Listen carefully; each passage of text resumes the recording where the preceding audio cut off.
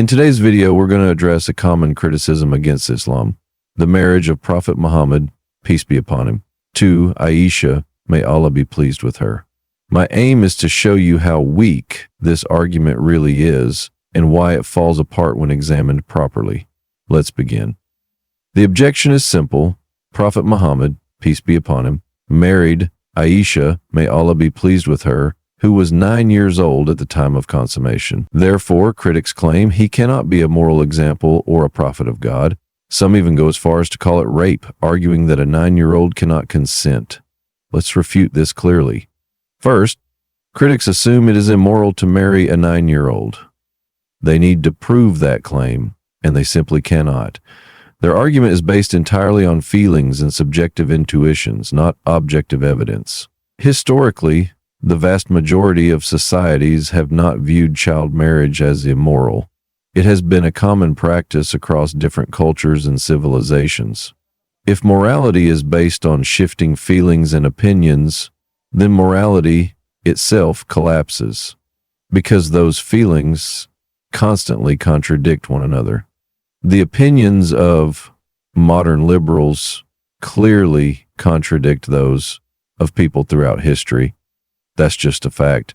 Critics also argue that because Prophet Muhammad, peace be upon him, is meant to be a role model for all times and places, his actions should align with today's moral standards. But this is a false assumption.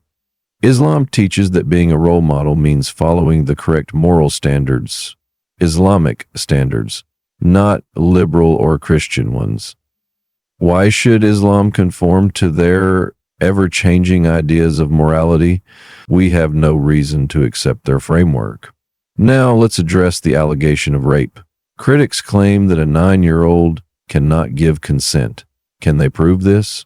Again, throughout history, societies did not operate on this belief. The idea that young people cannot consent is a modern opinion, not a universal truth. Why should we as Muslims take liberal or Christian opinions as authoritative? Some critics also appeal to the harm principle, citing studies that claim early marriage causes harm. But these studies have serious issues, problems with causation, correlation, and biases, which even liberals and atheists themselves point out when their actions are criticized.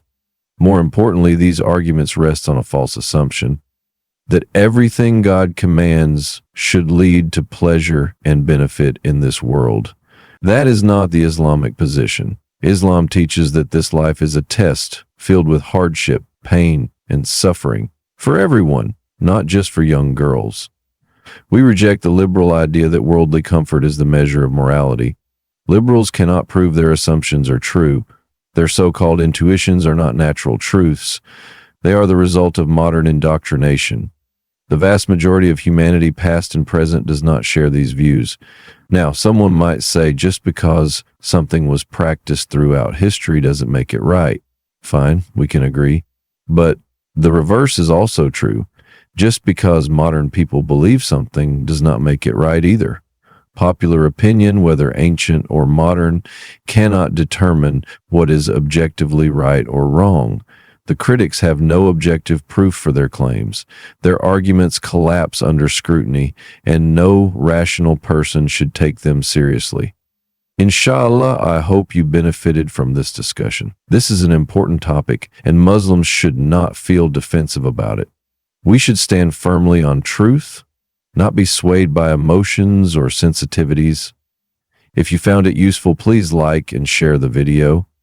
You can support me by either buying my books or donating to my GoFundMe page.